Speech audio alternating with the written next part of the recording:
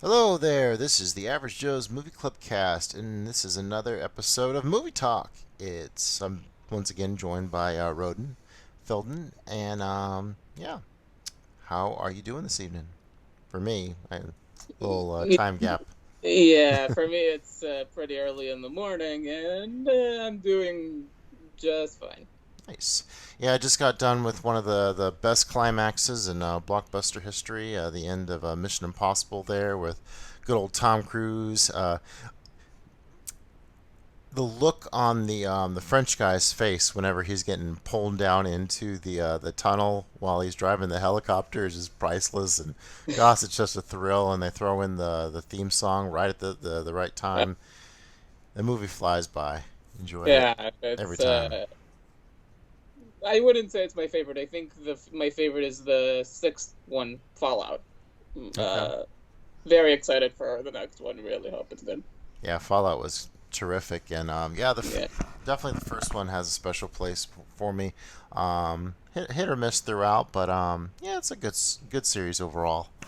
yeah. Um, I mean, uh, even the least liked one, which is two, still has some stuff in it, which is it's watchable. It's not that bad. It's watchable. yeah, for sure. Um, and I guess I'll talk about what I saw in the theater today. I saw Elemental. Um, Geez, where do I start with this one? So I guess I don't know. It's just I guess I have a certain mindset whenever I go to the theater with my three kids, like, and see a Pixar movie. I want to see, a little action, maybe some stakes here or there. But this was a very pure kind of rom-com movie, and this in the shape of this family movie.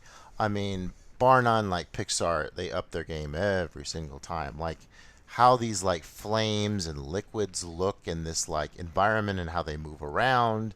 It just looks stunning. So I mean, on that merit, you'd give it 5 stars easily. But I just the low stakes of like this family drama where they move to Element City and they set up their business and the father wants the daughter to inherit the business, and meanwhile she's falling in love with Liquid Guy. So it's basically like Zootopia, where instead of like in Zootopia, Judy is in love with like a career. This is in love with a dude. Mm. So Yeah, it's basically the same thing. yeah, It yeah. looks really Zootopia good, but was. it's very very simplistic, and I don't know. I just want Pixar to have a little more punch. Yeah, I mean, Zootopia wasn't really a rom-com. Um, how to say it? I haven't seen it yet. Hmm. I think I'll wait a bit. On the one hand, I'm one of the guy. I like rom-coms, like when they're done well. Obviously, even for a genre that is filled with cliches, Hmm. you can still do them well. I think the one thing that I would have liked is if it was hand drawn instead of computers, because from the look of it, from the trailers, I think some of the models would just fit a lot better in hand drawn rather than computer. And yeah, like I think it can be fun, but I don't know if it's like theater worthy. You know what I mean? Although box office wise, it is doing really terribly. Like I think Pixar's lowest grossing movie so far, even worse than Lightyear, which Yeah, it was is interesting. They had a few strong ones that came out straight to D plus, like Soul, and then which was great. and think Yes, last year they went out with Lightyear, which was definitely a different direction for them. Didn't quite pay off, and then mm, I think a lot of like when I first saw the trailer for Elemental, it definitely had that like Inside Out vibe. Like when you're actually watching the movie, that's not what's going through your head, but like that's what it came off based on the marketing. So it's kind of mm, look in a way it seems like Pixar's kind of run out of ideas in some aspects. And then there's this new one coming up called like Elio, and it looks kind of pretty subtle and might not be my cup of tea either. So we'll see. actually, it looks pretty cute from Yeah, perhaps. yeah. All right. So you had a few questions for me here. Is that what you wanted to dive into? Um, yeah. Although I guess I'll just say this. Last movie I watched was uh, the Friday the 13th remake. Okay, okay. I watched that last Halloween. Yeah, and I didn't watch all of them because I think after the third one I just got really bored, so I only watched four Mm-hmm. and six. Okay. Four and six are my favorite ones. This one I would say is better than the first three, maybe. I mean, it's mostly I like the first one, average. but I can see where you're getting Average. at because the remake's kind of an homage kind of feel to Yeah, it. I mean, character-wise, it's almost as average as ever, but they did give it a bit more of like at least they gave it one or two interesting characters to it, which is more than I can say for some of them. And the gore was pretty good, set design was pretty good. Jason was maybe the creepiest he's ever been. At least build wise, he is very Oh yeah, menacing. massive. Yeah, decent movie. Not for a franchise that is pretty average. Hmm. One of the better ones, really. Nice. Yeah, so 3 stars there. I see you gave it. Troll. What's that? What's that? What's that about? That's a Norwegian movie on Mm-hmm. Netflix. Mm-hmm. Kind of a monster movie. Maybe a bit generic, but pretty fun. Okay. Yeah, I definitely like the banner. This troll looks Yeah, pretty big. yeah. Okay. Kind of gives me some Shadow of the Colossus vibes there. Uh, yeah. You played that game? I did play through it. Thanks to that Adam Sandler movie, kind of alerted me to it. What is it? It's not Lean on Me, like Rain Over Me or something with him and Okay. Of all Don things. Don Cheadle. Okay. Most overrated director. The one I normally go to is Michael Cimino, the director of Oh. Raging Bull. It's been a long time since I've seen Raging Bull, and Isn't that a Scorsese movie? not Raging Bull then. It's Deer Hunter. That's what I'm thinking of. Thank you for the correction there. Oh well. Deer Hunter and Heaven's Gate. So yeah, I have an interesting relationship with those movies whenever I watched and rated those the first time. Um, Overrated director. I mean, I was actually thinking about this a little bit earlier, and Scorsese kind of comes to mind a little bit. I mean, I love Goodfellas, but like every gangster movie he's done since, I don't think has been as good. Like, I thought Casino was a little long in the tooth, and then, I mean, absolutely. What was the latest one? The Irishman was really, Mm. really, really overlong, and I wasn't even a fan of Mean Streets. I mean, I love a lot of Scorsese, but he might be overrated in some aspects. Up for debate. Yeah. I guess for me it's maybe Nolan. Maybe it's not that I don't like most of his movies. I do. I just think something about him just kind of loses me. Almost every single, not almost every single one, but like something about him just feels like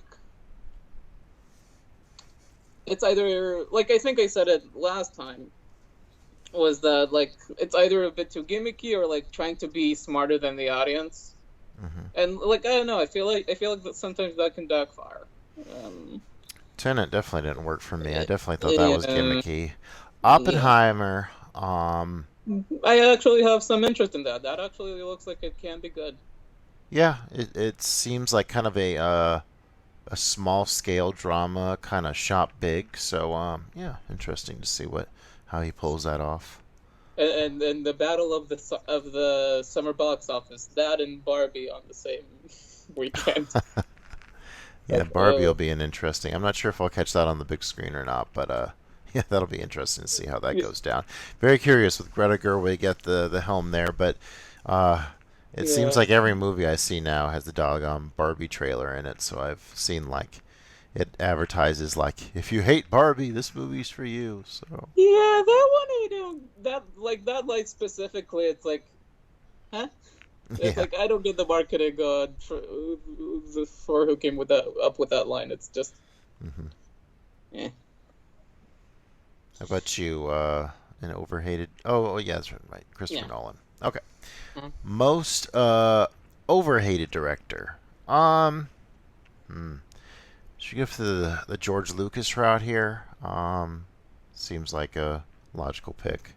Um, I don't mind that he goes back and tinkers with his work. I haven't seen. I saw THX a long time ago, and I don't think I've seen like the remastered version. So I'll have to see how bad that it really looks because I've heard horror stories. Like I don't mind the special editions of the Star Wars movies. I went and saw those in the theater, and that was great fun seeing the additional CGI. It doesn't hold up all that well, but yeah, I think George Lucas, for as much as he like revolutionized pop culture through him reusing elements of stuff he loved. Yeah, so deserves a little more credit. He hasn't. What was the last thing he actually directed? Was it? Wasn't there like that strange magic like cartoon for Disney? I don't think he was a director. I think it was just He was just a Lucasfilm. producer. Okay, Yeah, I think the last thing he directed was Revenge of the Sith, which probably, long probably time. so. Um, Mine maybe an unpopular choice. Okay, Um, M Night Shyamalan, maybe. sure. I mean, look, some of the stuff he did, not good for sure. Although, frankly, I don't hate his bad stuff that he made. Even stuff like Last Airbender, which is like considered one of the worst things ever. As an adaptation, yeah, it's not good. But it's like it's too well made on a technical front to like really call it horrible. There's just far worse, in my opinion. And it's like even his good ones are just really good. Like Knock at the Cabin, his last one. Actually, I think in my top 10 this year so far. I really, really like that. And like even something like Lady in the Water. Yeah, it has its questionable moments, but I actually thought it was pretty decent. Um, Saw the one with the beach. What was that called again? Old, Yeah, old. so old. Um, I mean, I've always been pretty on board with. I mean, ever since I remember when the whole Sixth Sense phenomenon came out. Um, I've actually never seen After Earth. Yeah, a lot of the stuff like his most hated stuff, I've just kind of stayed away from. But I enjoyed The Visit and so forth. So Oh yeah, yeah, I'm definitely don't like to make fun of him like yeah, many others uh, like to go to so quickly. yeah. After Earth, it's like solid on a effects and world thing, but Hmm. the acting is just not there. It was pretty dull, which is unfortunate because the world in itself is pretty solid. Like the idea was there, but nope. And they did it all over again with the recent 65 with Adam Driver. Yeah, Oh my gosh, it was so just unrealized potential, just flushed. yeah, yeah. Just also a movie that is not there. Like, granted, they did maybe the best that they could with the limited budget, but it's just so familiar. Like, I've seen this before already. It's like Hmm. even with the dinosaur jump scares, which were probably the best part about it, I was still just mostly left bored. Yeah, it Like, was unfortunately uneventful. It was like this mm, survival thing where it was advertised as being this like dino kind of cool thing. So, well. yep, yep. All right, underrated director. Hmm, who doesn't get the credit they deserve, and from what aspect? Actually, the movie that I'm trying to get through now is Beau is Afraid. That just came Oh, came to streaming. I think I'm about an hour into it, so Got 3 more hours of Ari Aster's. Good luck. It's I haven't watched it yet, but yeah, one of the I guess noisier movies of the year. Probably so. Underrated. Hmm. That's a real interesting question. Who doesn't get the credit they deserve? I mean, what context should you judge it really? Like, from like Um, who doesn't get Oscar credit, or I mean, I, what's I I think I came up with it based on the critical reaction. I think okay? that's why I wrote it because of like my I think my answer was Shyamalan for last question, and it's also the one for this. So it's kind of like the same question, sort of. Um, an overrate, maybe an overhated director, maybe Michael Bay. Uh, that could be an interesting answer. I mean, definitely outlandish and sexist in many, many ways, but Yeah. he definitely keeps the camera moving and engaged. And I mean, I enjoy Armageddon well enough. I think The Rock was a little too much, but yeah, that's an interesting conversation to be have. 13 Hours, I think, was the last one I saw from him, and that was pretty good. He's good in like story wise. Obviously, it depends. I mean, Armageddon is kind of a guilty pleasure. It's what it is, really. He's good in a technical sense, though. He's good in a technical sense, like with the Transformers movies. Unfortunately, they have never really gotten the action right with the CGI in those movies. Um, I would say that they did it pretty well with the first one and the third one, Dark of the okay, Moon. okay, Yeah. Now there's the Rise of the Beasts. yep. I think I might be Which is seeing that on probably fun. Tuesday. Which is probably fun. I liked Bumblebee. Yeah, Bum- Bumblebee was good. I never saw no, Last of Night was the one. I Last night. saw Age of Extinction and I thought that was terrible back in the day. So Yeah, last curious to night. curious to dive back into that and see what that one has to offer on a rewatch. You wouldn't miss one. I don't know if you would miss much with last night. There's okay. Here's one of the things I still remember from watching it. Hmm. I think something about the way he filmed it with the cameras meant that the aspect ratio would like constantly change between scenes. So it just became a distracting annoyance, and it happened throughout like the entire movie. So it's like major annoyance to my eyes, really. And yeah, I mean, consider is Bumblebee a reboot? Mm, it was definitely a redirect. Yeah, Because it was I ki- mean, it was a I guess it could be a prequel. Is it it's a different designs though. is it a requel? I don't know. Whatever it is. Yeah, it was needed. I would say after last night. Not that I hated it, but I was not a fan of it. Sure, same old story. Uh, um. So did you have one underrated director?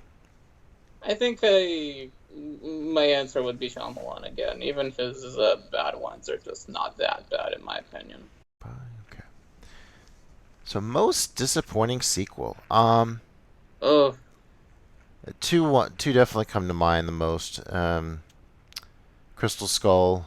Went to see that in high school and was just like, I mean, enjoying it well enough throughout, but then the whole like interdimensional beings thing came up at the end, and it was just like, no, that that doesn't work hopefully, for me in my indie movie. And somebody actually, hopefully. Uh, Sorry for cutting. Hopefully, Dial of Destiny will be good. yeah, hopefully it'll be better. I've heard mixed things on it already, but Yeah. online critics aren't always reliable, so we'll see Mhm. what. So yeah, Crystal Skull and then Terminator 3 were the biggest. Like, went to the movie theater, saw it, and was just like, ugh, I was looking forward to that so much, and it just left such a bad taste in my mouth. So yeah, those would be mine. Um, I think like I have a couple of movies that are worse than my answer, but this was probably the most disappointing one, and that is Wreck-It Ralph 2. Oh, okay. Why? The What didn't you the like about first that one? one, I mean, the first one is maybe out of nostalgia because I like saw it at the what right when it came out. Hmm. I remember even winning tickets from a website to go watch it. One of my favorite Disney movies. Like it's fun, it's imaginative, it's got a good story. Really like it. From the moment the trailer for the second one, Ralph Breaks the Internet, came out, I got immediate Emoji Movie vibes. And until it came out, I just thought, this is the direction you take it in. It's like, I can see why you move it from the arcade to something more modern, but I don't think this was it. And then when the movie itself came out, again, saw it in the theater, I, from what I remember, I liked what they did with Vanellope, but I really didn't like what they did with Ralph. I think they just made him dumber in the second one, That's fair. I thought it was and like interesting how it tackled that like subject of like letting go of a friend, which is pretty unconventional for a family movie, but kind of a unique topic. yeah, and all of the online stuff and trends, and it's like Hmm. it dated it almost immediately. It just felt The like whole Disney the princess thing wrong. worked pretty well though. Yeah, I mean that was fun enough, but like again, even with that thing, it's like I thought this is like you use Wreck It Ralph for that thing for like Wreck It Ralph is the movie you use to promote yourselves. So it's like I don't know, it just really like it was fine back when I saw it, but time has not looked well on it as it goes on. I'm not a fan. Like if they make a third one, which probably won't happen, but if they do, I think it just needs to go back to the gaming roots of it. The internet trends of it all just really lost me. Okay. Fair enough. I do like this next question about a duplicate, buying duplicate physical copies, especially if we're to one to come on Criterion. Now, actually, I don't own the Doctor Strangelove Criterion because I own the Sony Steelbook. Um, Hmm. it just depends. I've owned several copies of Clockwork Orange. That's one of my favorite films. Like I have the My Good Steelbook, and then I bought the 4K to put in it, and so I've done a little bit of that. But I'm much less into buying physical media now compared to what I used to be. Yeah, I had a time there where I was buying, every Steelbook I thought looked cool. But now I'm more kind of just focused on watching them and less about collecting. Yeah, I mean, is it space issues too? Somewhat. I mean, once I run out of like room on my shelf, I just put them up under the TV, which to even pull those out is just a whole like ordeal. So yeah, that's a fair Yeah, aspect of it as well. yeah. I mean, um, I think the reason I asked this is because like I don't know if you know. Do you know of other companies outside the US who release Blu-rays? Like Like there Arrow are like Video. yeah, Arrow is one, and one is called Eureka. Okay. Masters of Um, Cinema. Hmm. yeah, Arrow is the one that mostly releases horror stuff, and sometimes they release like some more dramatic stuff as well. And like some of those stuff don't go over to Criterion, so it's like only on Arrow. Same for Eureka, even though they have released a lot of stuff that Criterion did too. The same goes for stuff that Criterion didn't release. So yeah, I think it kind of depends, and like the duplicate thing, I think it's a matter of like the extras it provides if you're into it. Hmm. Because although a lot of it, even between different countries, can really be the same. So For me, it would all come down to just the format and then packaging. Like all the extras, like yeah, they're nice to have, but I rarely ever dig into them anymore. So. yeah, I wasn't I never dug that deep into the extras as well, never. So Especially on the, some of those crap. Like I'd love to with the Andrei Rublev, but then that's a Tarkovsky film, and I mean it's all in Russian, so it'd be a pretty big What investment to tuck which all movie? that in. Andrei Rublev from Andrei Ah, yes. Tarkovsky, Yeah. his medieval drama. Yeah. So yeah, I was real excited when that got a Blu-ray release, and they released the whole like extended version of it because I think that's my preferred version. So worst theater experience. So I was really into the Paranormal Activity movies. I remember, and this just so happens to be whenever three was about to come out. So I Which franchise? Paranormal Activity. Oh, okay. Yeah. And so, yeah, I went to the theater to see Paranormal Activity 3, was enjoying it well enough until some ladies behind me started cackling, like, just like laughing at the top of their lungs whenever, like, it was one of the freaky parts with, like, the girls getting sucked into the closet or whatever. And it was just like, Yeah. well, that sucked all the intensity out of the moment. So, yeah, Uh, that was unfortunate. yeah.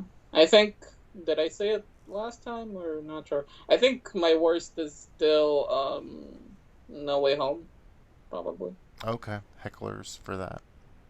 Yeah, it's like me and the buddy went to second night after it premiered because like he knew how much I like Spider-Man.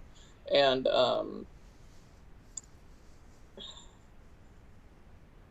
like at one point the cheers were so loud, the one probably. Um Hmm. like it was so loud that I could not hear the movie, and even like the people who work at the theater basically stopped the movie and basically said, "Be quiet, or we'll stop the movie." Hmm. Even something like Avengers Endgame, which I think I went after a week, maybe after it premiered. There was a group there who would just make the most loud comments in the back, and it was so bad that I got a refund for my ticket.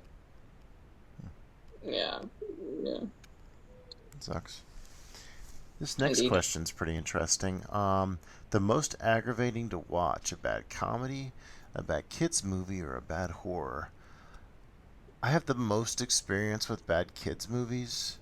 Um, like Angry Birds 2. I remember just sitting in the theater and just thinking it was so dumb that like my whole like brain was melting from like how agonizing the I was going through this. So, yeah, that was pretty painful. So, yeah, I have the most experience with those. Hmm. I think I think for that question, it's a matter of like, what do you think? What do you think insults your intelligence more? Hmm. It's like, is it a like bad kids movies? Like even like at least they can be well animated, so it kind of helps to ease the pain depending on it. But like a bad comedy or a bad horror, it's like which one? It's like one can be super stupid, and the other can just be really really annoying. Hmm. I think I think a bad comedy is worse because it probably just feels a bit more, again, just more annoying to watch. It's like if you're not laughing, you're just not enjoying it. And if you're not laughing at all, then it failed, big time fail. Trying to think of. I'm pretty good at like just watching what's acclaimed generally. So I think I Mm. avoid a lot of bad stuff, but yeah, I'm a little more susceptible for the family stuff since we go to the theater to watch that, on opening day more often. Let's see what another good question here is. Most underrated movie by a big director. Hmm. You got one? You got an answer for that? Uh, weirdly enough, nothing comes to mind at the moment. So you'll go. Um, Last Temptation of Christ by Scorsese. Um, is generally the one I think of. People go on and on about like Goodfellas as Scorsese's best, but yeah, Mm. the That's not my that's not Goodfellas not my favorite one. I don't know. It's like it has good scenes and all. I just never. I just didn't connect with it that much. Um, what is your favorite from Scorsese then?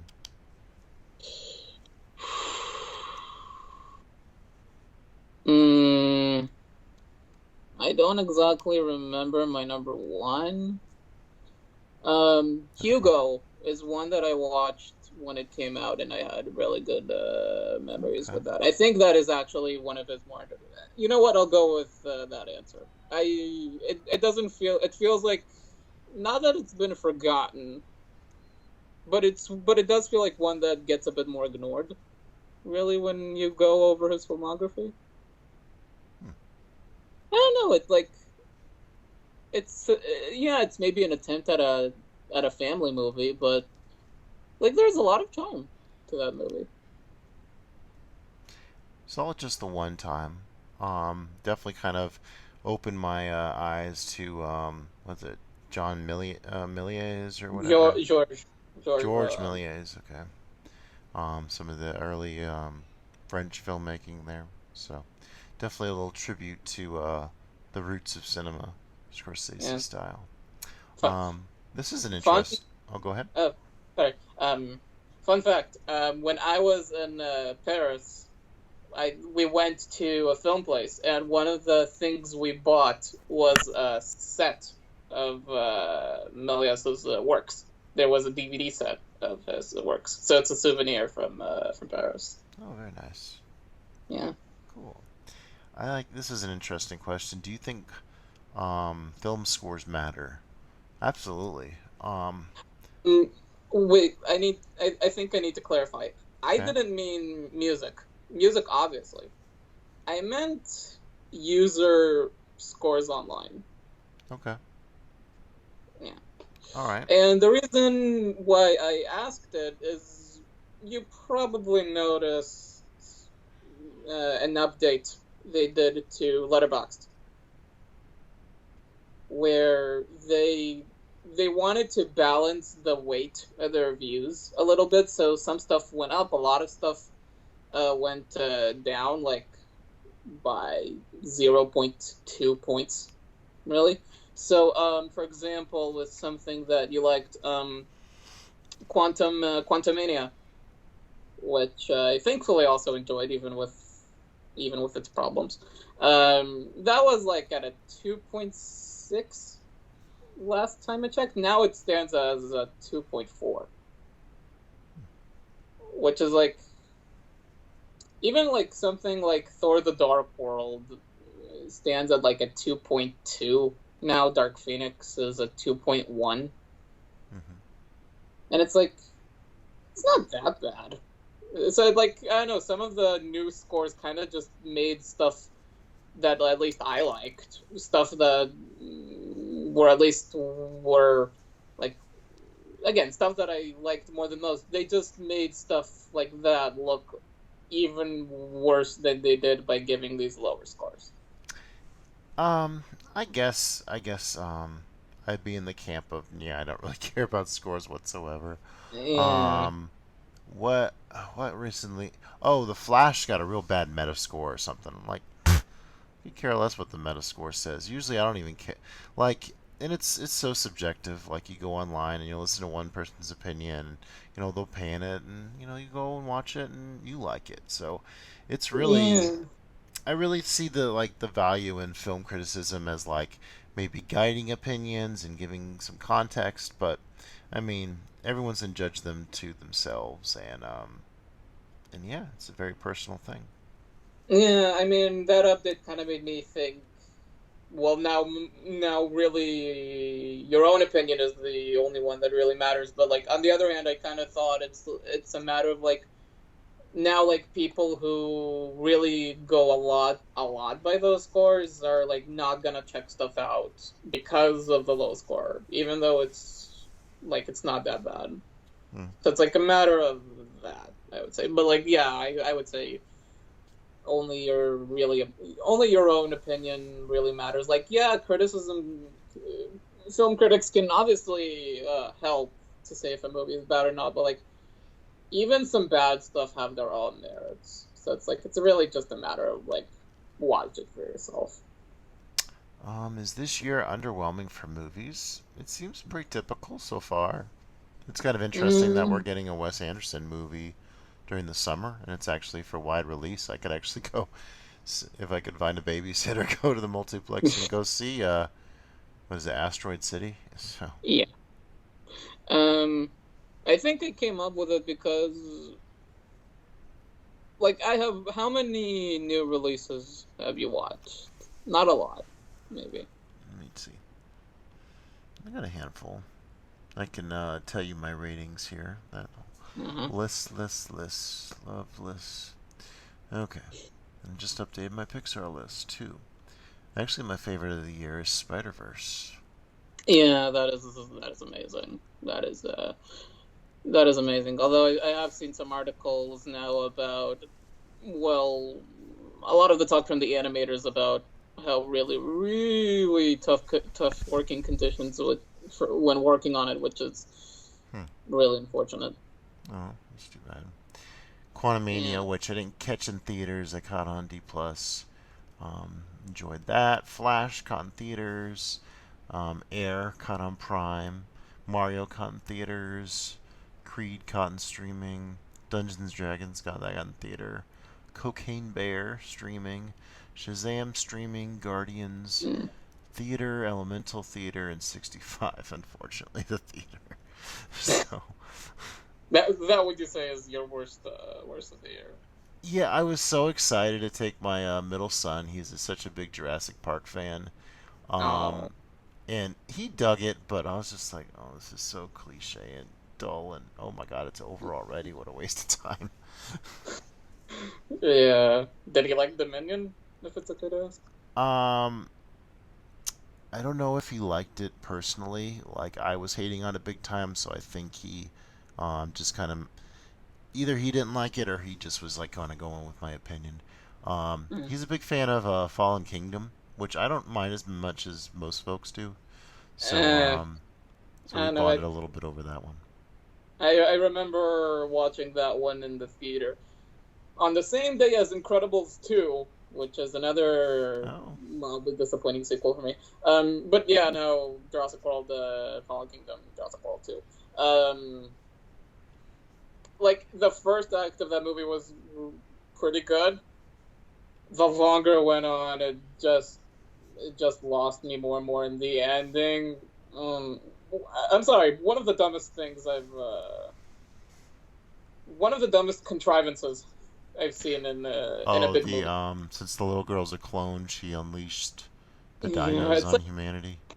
it's like are you kidding me? It's like you could have had a lot of excuses to put dinosaurs out in the world, Hmm. and that's the one you come up with. It's like it's so stupid. And then like Dominion barely did anything with it. It's like locusts of all things.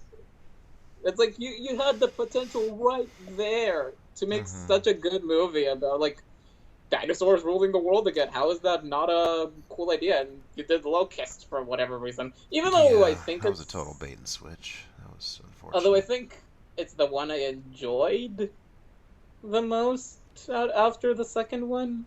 Hmm. I mean, I'm not a fan of the third one. World, the first Jurassic World, eh, pretty like entertaining enough, but kind of became like junk food, I would say. And like I don't know, Dominion. I think I because the original three were there, so it kind of made it a bit more easy. Hmm. I would say um, to care about someone, but yeah, it's like you had a good movie right there, and this is the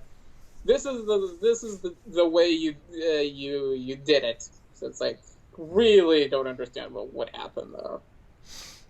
Similar to that, the latest Halloween trilogy. Well, Yeah, the last one of that. That was a terrible direction to take that, those in. that was disappointing. It's like one different movie, like two. I read your review, and yeah, it is kind of like two different movies squished into one, and like the idea with most of it, I would say, was actually interesting, but not in this franchise. Yeah, Yep. just not good. Oh, Not good. All right, to round things out, I thought maybe we could talk about my Pixar list a little bit. A couple ways we could do this. Either you could say one of the Pixar movies, and I can say where it's at and why, or I could just go up or down. What do you think? I actually updated the big animated ranking because I thought that the old order of it all didn't feel quite right whenever I added some new stuff. So it's kind of updated now, Oh, actually. yeah. Um, you can go up or down. I would say I think I can pull mine up too, but I'll have to be very specific. Let me. Can you pause? So I'll bring the ranking over. Oh, I can do. I'll just start talking, and in the meantime, you can bring it up. Does that work? Go ahead. Just a second. Okay. So, my first one is let's see. So altogether there is 27 Pixar movies. Are you going from least favorite to favorite, or the opposite? I guess I can start at the bottom. Um, it's a pretty frequent offender. Cars 2. Um, it's just so convoluted in its nonsensical spy plot that it didn't need to go in that direction at all, and it just doesn't work. Uh, okay, I'll admit that is one that again I have seen at the theater, so I was at the right age for it, like 10, I would say. I remember enjoying it. As someone who wasn't that big on the first Cars, I remember kind of enjoying it. Like, yeah, maybe it's a bit much, but I don't know. I honestly think that one is a bit overhated. Maybe. Hmm. Next, for the longest time I liked Cars, but for some reason the last time I watched it, it just was not The first clicking. one? The first one, yeah. Yeah. Yeah, it wasn't clicking. It was really kind of getting the whole cheesy like marketing kind of feel to it. So yeah, it dropped Hmm. quite a bit in my list. So that's 26. I think I remember watching it one time, and I think I think I fell asleep. But that used to be my least favorite. But now, with my opinion, it changed quite a bit. Is it okay if I do my ranking too at the same time? Yeah, go for it. Again, this doesn't include Elemental because I still haven't seen it. Sure. So we'll do like we'll go up as like you say one, I say one. Okay. Hmm. Okay, my least favorite, Toy Story 4. Wow. Look, from the moment they announced it, I immediately thought it was unneeded. 3 really ended it almost perfectly, I would say. Like, as a conclusion, it ended it very well.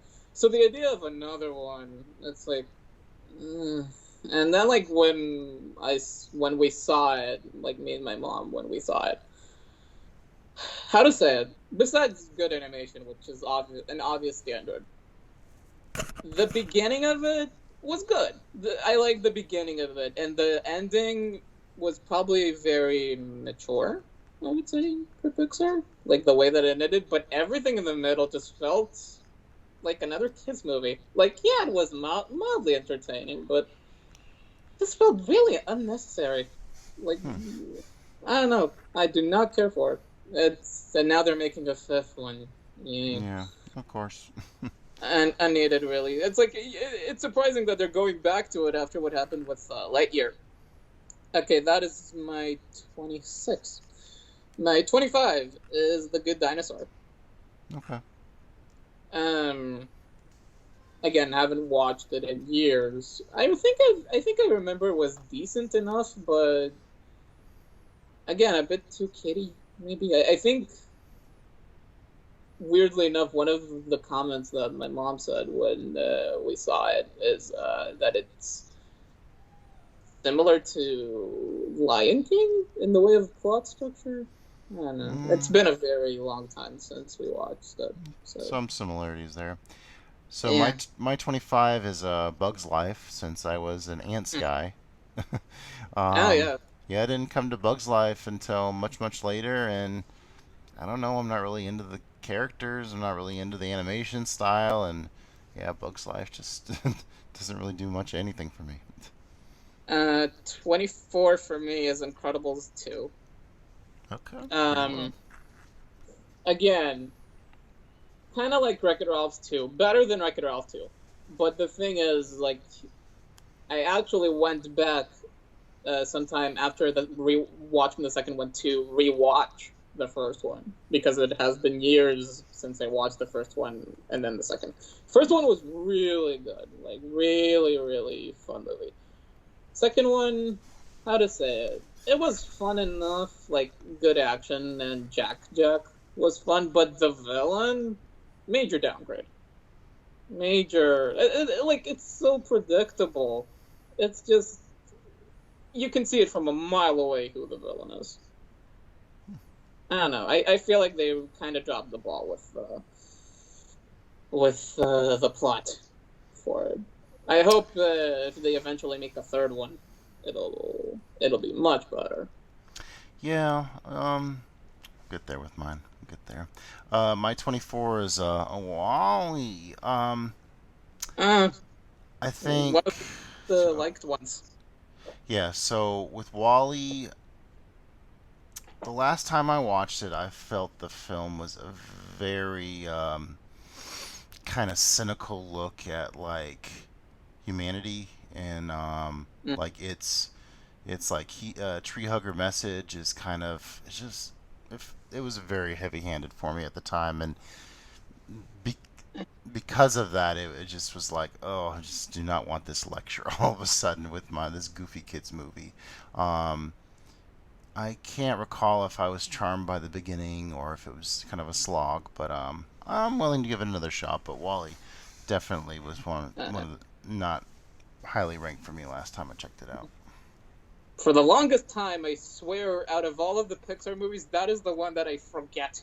It's Pixar. It's like the one I always forget it's a Pixar movie. Um, Again, haven't rewatched it in years. I think I liked it. I liked it quite a bit. Yeah, the environmental stuff is, and then there's the rogue AI stuff.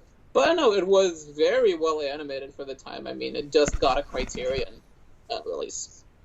And the robot romance was quite cute. So yeah, I think it's higher for me. My 23 is the first Cars. Um, yeah, familiar but well done enough. And that's really all I can say about it. Okay, that was my number 23, the first Cars. All right. As of right now, Elemental is in my 23. Beautiful animation. It's just this meet cute story. Wasn't quite in the mood for that when I discovered it. Hmm. I think I like it, but I don't know. Again, visually, I think it would have been really nice if it went hand drawn instead of computers. But that's just my opinion. 22, Lightyear. Makes sense. I was on board with it, but I think when it got to the villain twist, it did lose me a tiny bit. And like for most of the movie, it's just a fairly standard space adventure. It's like, yeah, Mm-hmm. the first act with him going back, all those times.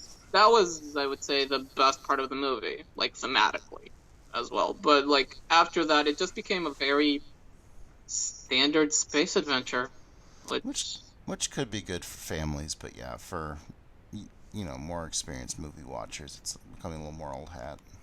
yeah, also supposedly looking a bit too modern maybe for a movie that supposedly came out in the 90s, like it said at the start. Right, right. Up is my next one that normally ruffles some feathers. I mean Yeah, the I'm intro, I surprised. mean, is masterful with the whole love story and super cute, but then it just gets so bonkers after that with the floating house and the talking dog, and oh, I forgot that there's a Mr. Fredrickson is the guy Yeah. from Up. The short that comes on before Elemental is about him going on a date. I forgot. I guess I gotta rate that thing too. I was kind of underwhelmed by that as well. I'm just not into this up stuff. I mean, it's just so bonkers. You got this bird, and you got this kid that's a scout, and then there's this explorer guy and a blimp with an army. It's just so bonkers, and it's after that intro, I want no part of it. I'm sorry. That's actually one of my favorites. It used to be in my top 10, but now it moved down a bit. Not by a ton, but 21 for me is Cars 2. Again, not as standard, I would say, as the first one. I don't know. I always felt it was a bit better than people gave it credit for. Maybe because I don't mind Mater that much. I No, neither do don't I. know. I mean, I don't know. I think it was nothing great, but fun enough. For what is considered Pixar's worst movie, it can honestly be a lot worse. Um, by the way, this is technically not really a Pixar movie, but is related. Related. Mm-hmm. There's a Buzz Lightyear movie that they did before Yep. Lightyear, that I Mm-hmm. think was the pilot of a cartoon show. Yep. That sounds familiar. I never saw it. Yeah, I think it was actually pretty decent from what I remember. Okay, next one for you. Brave. Probably mostly by reputation. It is one of the lower thought of ones. Yeah. Merida's hair is gorgeous. It's a fun story overall. It just doesn't have the same emotional resonance, I guess, as some of the upper tier ones. Yeah. Um, 20 for me is Bug's Life. Okay. Again, I'll admit I barely remember anything from it, but for whatever reason, my mind has decided to go up on it. So maybe it's better. It's slightly better than I remember. Although I think I prefer Ants as well. Oh, there you go. Good dinosaur for me here.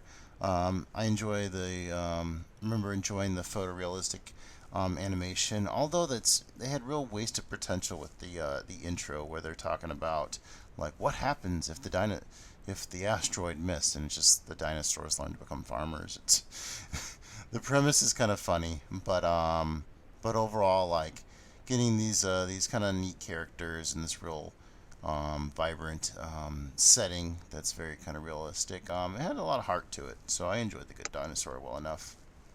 Hmm. Looking up the animated ranking because I don't have a ranking for Pixar on its own. So let me know if I forget anything by mistake. Okay, and my 19 is Lightyear. Yeah, I definitely agree with it being kind of a cliche space adventure. Good for kids, but I don't know. It wasn't especially resonant. It was interesting, but you know. Yeah. Um, what was my last number? 20 or 20, I think. Didn't you say it was? It wasn't Cars last, was it? Bug's Life was Oh the yeah, last. but okay. And I guess Okay, was that your 20? I think so. Okay, so if I'm not missing anything, my 19 is Cars 3. Oh, I think it was a good ending to it. Like, again, some of it is nostalgia, maybe, but I think it was a pretty sweet ending to it all. Even if the trailers maybe lied a bit, but you remember the trailer for Cars 3? very Like dramatic. him, Very like him, dramatic. Hmm. yeah, like pretty dramatic and all. Like, it's not up to that level, but I don't know. I think it was again like the whole idea of passing down the mentorship and like not a repeat of the first one, but like passing down the torch in a way, and also expanding the world a bit. It was fun enough. By the way, speaking of cars, Hmm. you know the Disney Plus thing called Cars on the Road? What now? So Pixar made this. It's not really a series of shorts because they are connected in a way. So it's kind of actually like a fourth Cars movie, but not by name. Mm-hmm. Um, it's basically Lightning and Mater going on a road trip Okay. for Mater's sister's wedding, and they encounter all kind of like weird stuff in there. It's probably some of it is very weird, but would say it's a fun. It's fun enough. It's nothing. How to say it? It's kind of like the wackiest, I would say, out of all the Cars stuff. There's like some supernatural stuff in there. Okay. Oh wow. Um, yeah, I don't know. It's fun enough, I guess. It's not really on the. It doesn't really undo the finality of the third one, since I think it happens after the third one, but it's kind of like a fourth movie in secret, really. It's on Disney Plus if your kids didn't know of it, well, or stumble on it. Yeah, Uh, we haven't. Yeah, we haven't come across that one yet, so that might be, worth a look. Why not?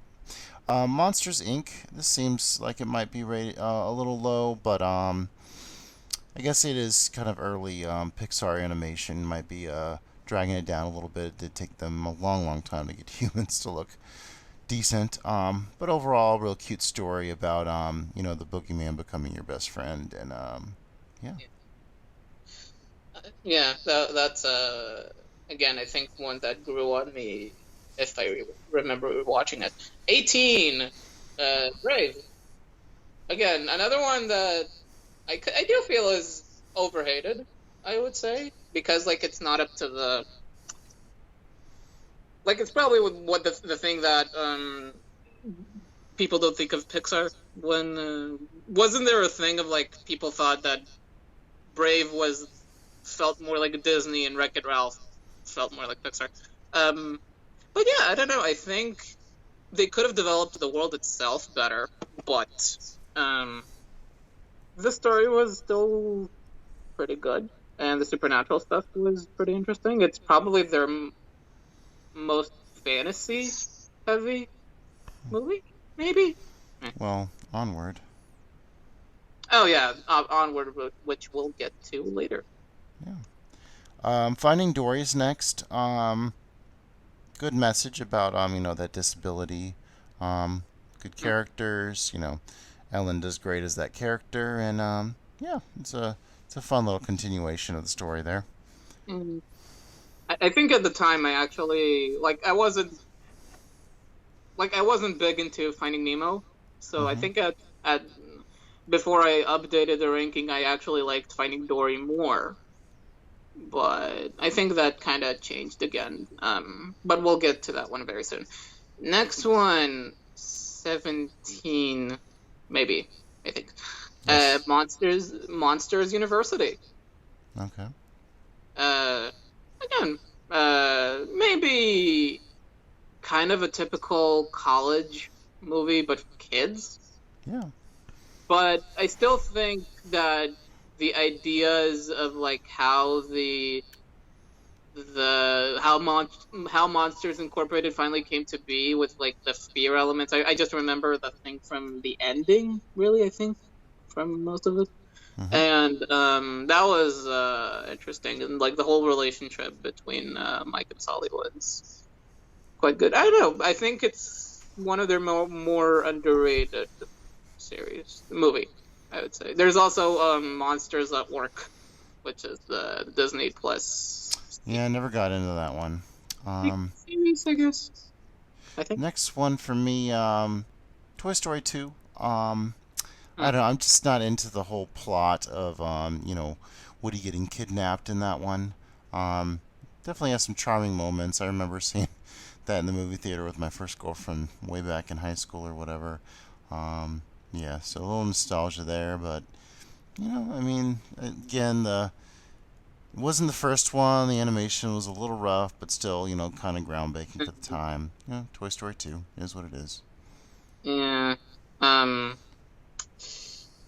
Finding Dory is the Okay. next one for me. Again, I think maybe this one I had a bit more fun with than Nemo, but I'll admit I don't remember a lot of it. So, but I don't know, I think it was still like pretty pretty fun. I don't know, I never, not that I don't like these two. They just never were my favorite Pixar movies, both of them. Incredibles 2's next for me. It was quite an event going to see it. It came out on a Father's Day weekend, so Oh, we all great. went together to see it, and it was long, long, long anticipated. Incredibles 1 was my favorite for the longest time. Um, I mean, it was definitely a low, scaled down like stakes in this one compared to the original, but still fun in its own right, and it kind of turned the tables and let Miss Incredible kind of take the mantle for a while there. So enjoyed it. Yeah. Okay. Next one for me is Finding Nemo. Again, I think a part of why I didn't like it as much as everyone else, because like it's one of those ones that like it was just everywhere I look, I guess. Like it was aired like back when we had cable. It was one that aired like constantly on like the movie channel. Yep, it was very So popular. yeah, I don't know. It was never my favorite. It's like still good. It still looks like okay. Maybe now it looks a bit old, but still looks quite good. But I don't know. For whatever reason, I like it. I just never connected it with it as much as everyone else did. Okay.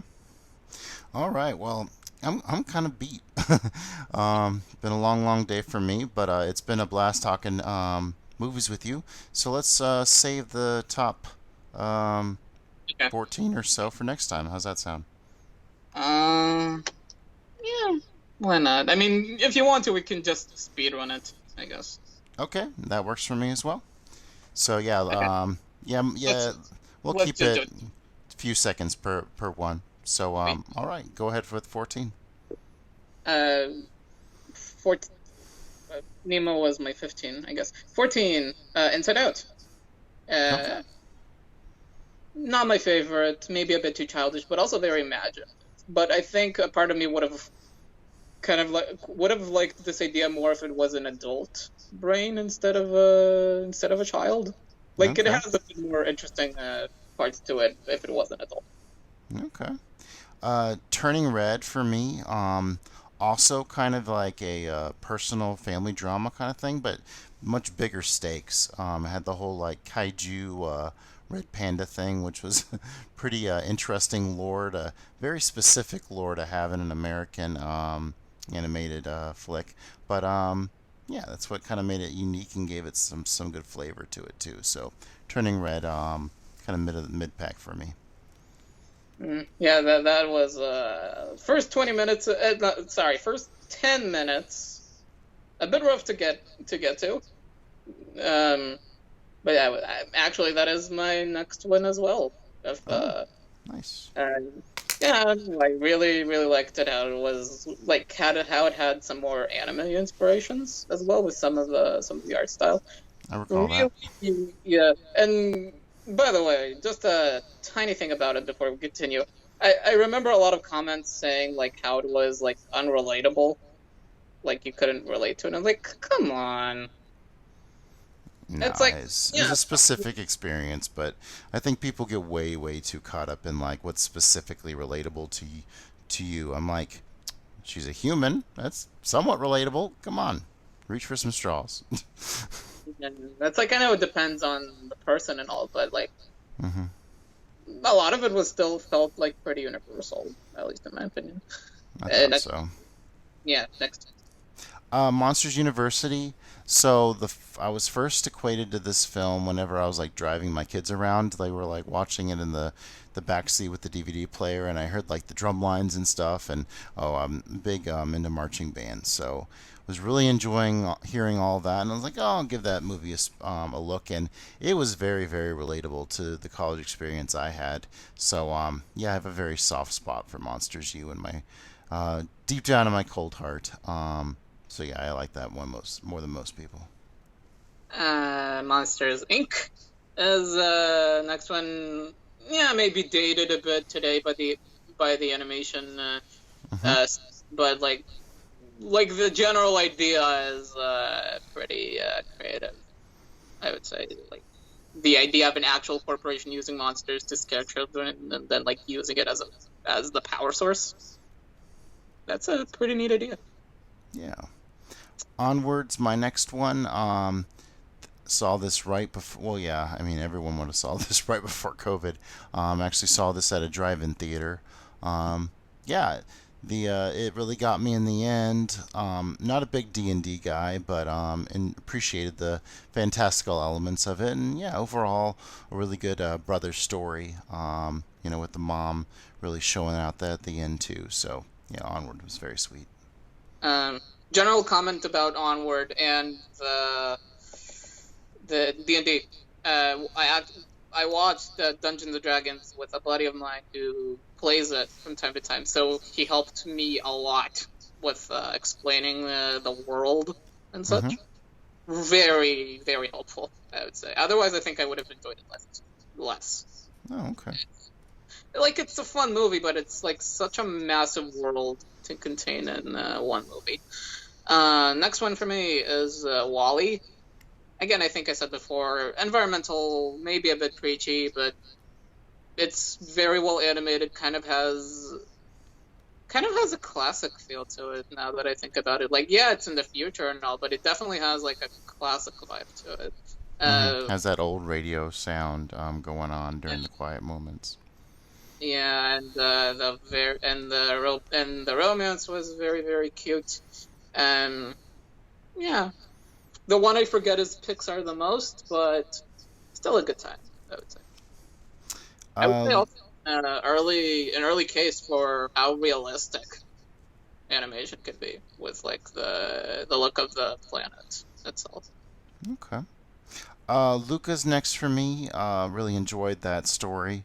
Very specific kind of Greek story. So interesting getting a sight into that culture. Yeah, and then a little twist with the mermaid boy or whatever it was. Yeah, I remember it being a pretty nice story. So I enjoyed that one.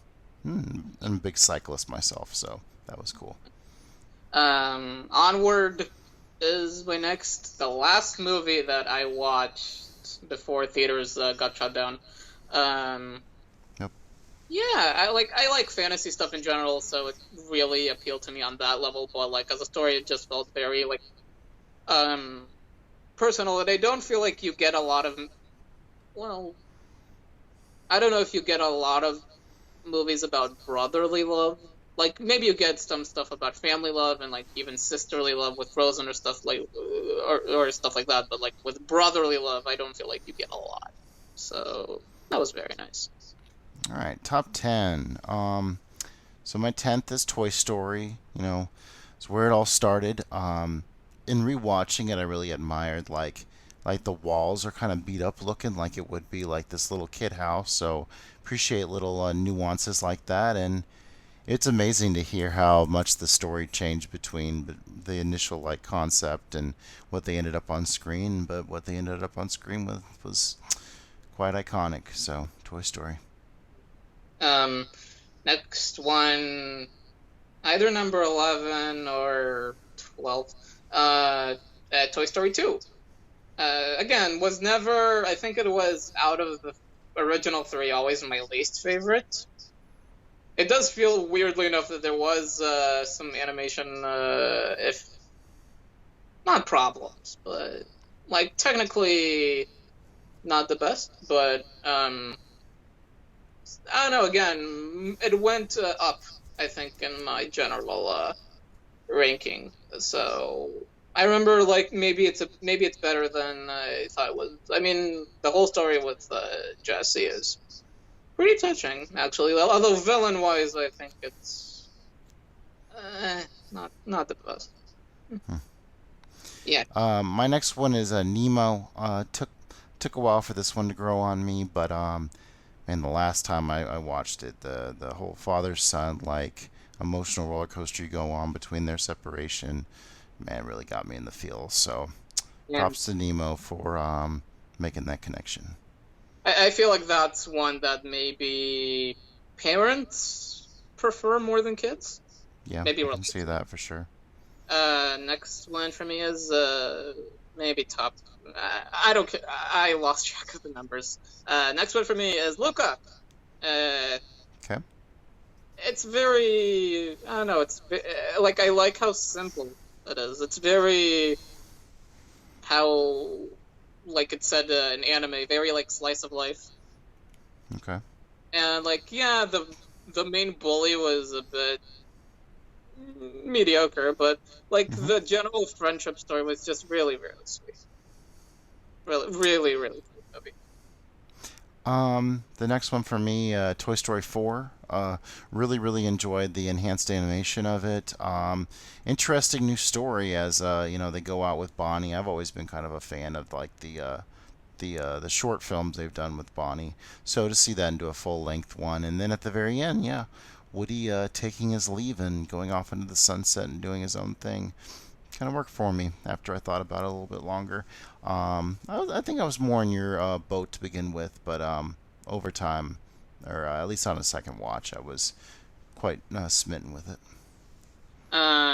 Yeah, I don't know. I just think it's unnecessary. Maybe because I was never big into the shorts either. Like, yeah, they're cute, but it just kind of felt like trying to extend the franchise past its lifespan. And I think I remember finding the Fork character, Forky was his Porky, name. yep. I, Mm-hmm. yeah, I think I found him just really annoying. Sure. Yeah, he's a little bit much to take at first. All Yeah, right. right. So you're number 8. Yeah, I think we're pretty close to it. Next one, Incredibles 1. Okay. Uh, like again, rewatched it after sometime after watching the second one. And like I think what it made me realize is like both how good of a superhero movie it is and how good of a family movie it is. Like it's both has a good family story, but the superhero stuff is really good. Villain is pretty well done. Probably the only good Fantastic Four movie. Yeah. My next one, Toy Story 3. Yeah, I've seen it quite a few times. That climax, great stuff with the story of passing down or learning to let go of your toys. So yeah, Toy Story 3 is quite nice. And next one is the first one, Toy Story 1. Yeah, again, the one that started all, I think, the first big animated movie done by computers, probably. Yeah. Yeah, obviously iconic and all. And yeah, well, I mean, what can I say that hasn't been said already? My next one is Soul. Definitely kind of had an Inside Out vibe when I first saw the trailer, but really enjoyed that journey. Probably another one of their more mature movies, but I really connected with it through you know this whole idea of inspiring some. Why would somebody want to live and their like their passion as a musician, how that really comes out through the animation. Yeah, Soul was quite it was a nice treat for that when it came out over the holiday season a few years ago.